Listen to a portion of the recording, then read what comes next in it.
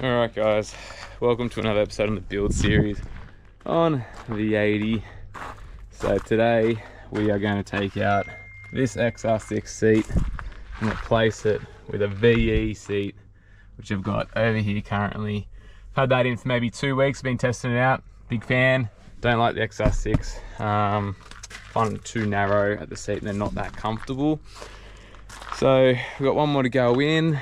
So we're also going to replace this pinch weld here with their pinch weld with the cushion for more, I suppose, sound tight, dust tight, water tight. And it's always good to get out all this stuff because it's pretty old stuff.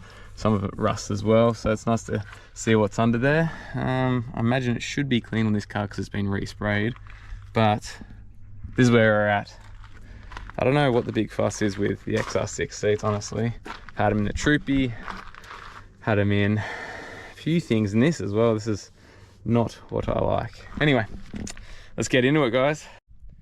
All right, so the other day we went to Overland Warehouse, UES Warehouse, and we were spoiled. All right, the boys there have hooked us up with a whole bunch of stuff for us to get out and about on the road and to fit out this 80 and fuel this channel and our trips.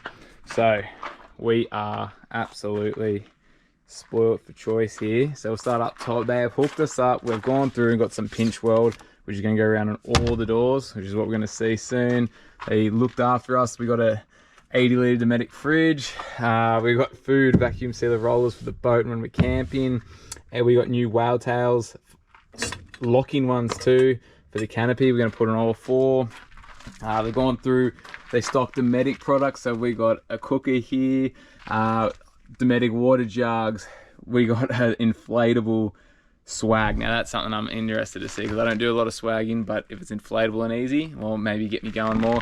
And we also have the full wall kit, the awning wall kit of Bushwhacker to obviously go with the 80. Now, all these things we're going to install and show you and give you a bit of review, honest reviews too, but we're going to get stuck right into this pinch weld. So lots to do. Very, very thankful for Overland in sponsoring this build and the car, obviously. But yeah, it's going to be fun. We're going to use all of this stuff in the next couple of weeks too, so keep an eye out.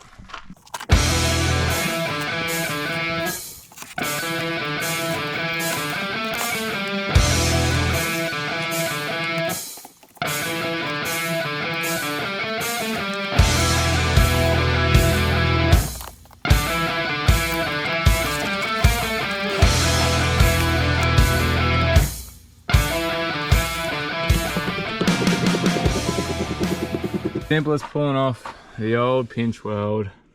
I use a bit of a hammer, just give it a good tap up in there, make sure it's nice and tight, hammer it around, especially in the corners, so you get your true end in here.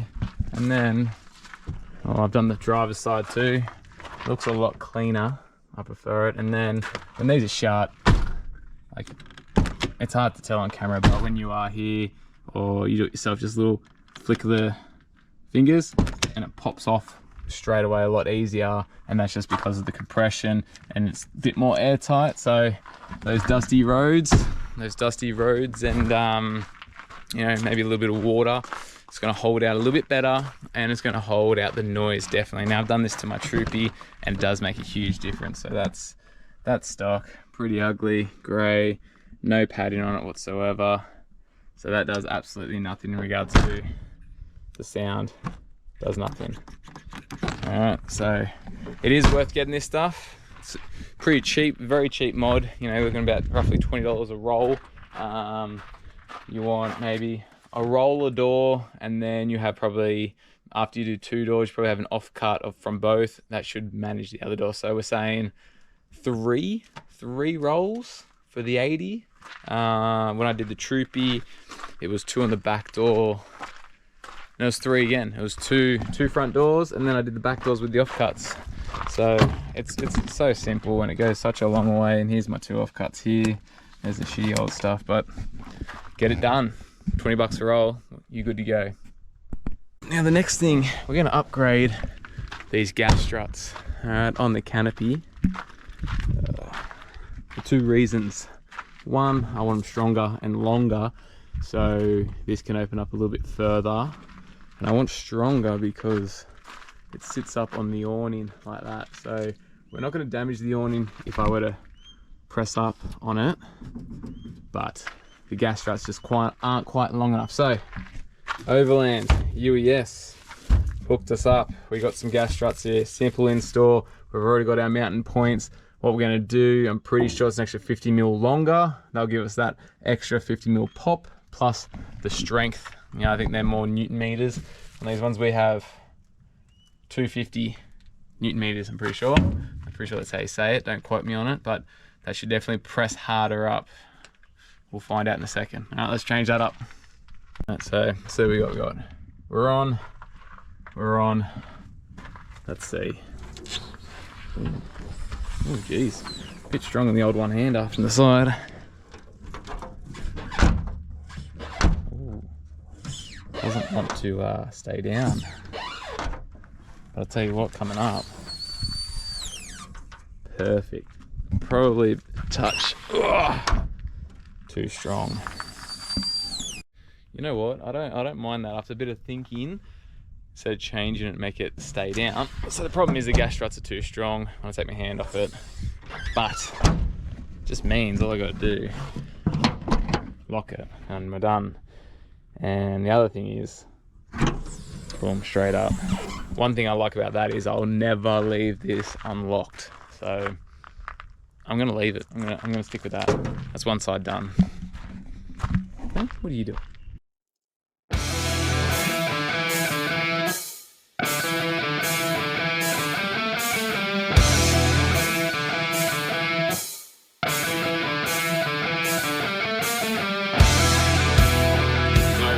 Lucky, I suppose. I bought the VE seats on rails already to suit an 80. I found them in the marketplace. Another bargain of mine. My lunch break skills. So I paid $100 a chair, so $200, and you get more comfort. I already had the rails in, and then we're gonna flog these ones for $300. Have $100 for fuel, I guess, or for the boat. But these had a little DVD player in the back, completely obsolete to me. The only thing I like about these would be if they were the ute seats, they flip forward. But again, I don't really need that access anyway. So to me, they gotta go.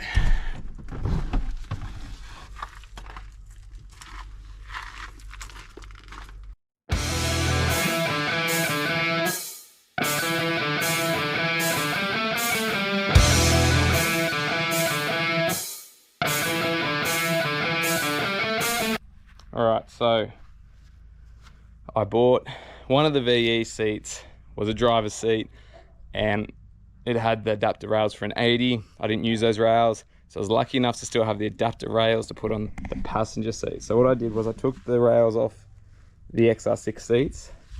The adapters, obviously, for the XR6 do not match the VE seats, but because I had that other set from the marketplace, I was able to just check them on the 80 rails. There's my new adapter in there, and then that should be it. It should be 4 bolts and in. If it's that easy, I'll be pretty happy.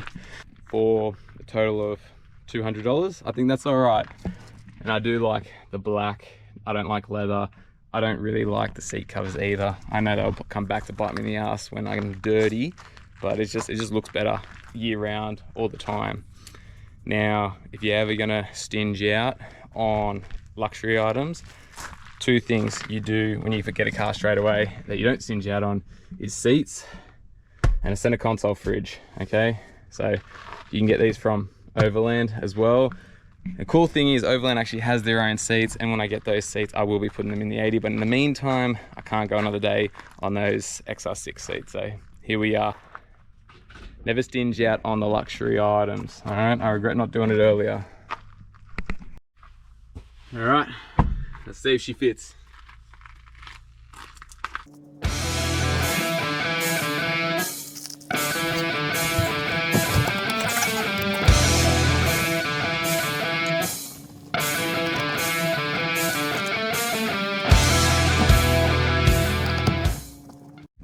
All right, we got them in. We have 2 VE Commodore seats on Toyota 80 series Land Cruiser rails. And I'm not going to go for the seat cover option, I'm going to say that. That looks pretty smick. They're a lot more comfier. We got the lumbar support. We have to twist to go back. Pretty much fits just like the XR6 seats pretty much. Same sort of space. Little storage compartment for whatever. But so much better. Alright, I'm stoked with that. Let's jump in. So I know I've been driving around with this one for a few weeks now. I'm pretty chuffed with it, how comfortable it is between the height of the armrests, both sides. It's not too tight, and personally I feel like there's more width here left to right, and the boluses aren't as big and heavy compared to the XR6 seats. They normally, I'll do it again, they normally close me in a bit and it's a bit uncomfortable. Legs away from the steering wheel, and then, I don't know, I think I definitely prefer cloth over leather, but yeah, they look pretty good for $100 a chair. Not too bad. I already just sold the XR6 seats this morning for 300, so we're 100 up. You know, good little flip there, and I think they definitely look more aesthetic, comfier. So if you're gonna do something to your rig, chairs and armrests first thing, because they're gonna get used every single time, even if you're not camping but just driving around town, they're gonna get used. So chairs and armrests, XR6, and then I'll go to VE, and then you're looking at the bigger boys and going right up there with a bit more money. Okay, so these seats are temporary. I will be getting overland seats. They do make seats. They're waiting for a few compliance things, but then once that's done, they're coming in here because they're even more comfortable and they're spring loaded. They'll be fully engineered and everything like that. So watch out for that. That'll be a cool install video as well. But for now, we're rolling with these. I couldn't wait any longer, unfortunately. All right, so, and then we're going to the next one. I think will be cabinetry through here for the fridge, storage or drawer solution on that side. Undecided yet, but well, that's the latest build episode. Hope you enjoyed it, and like and subscribe, and I'll see you on the next one. See ya.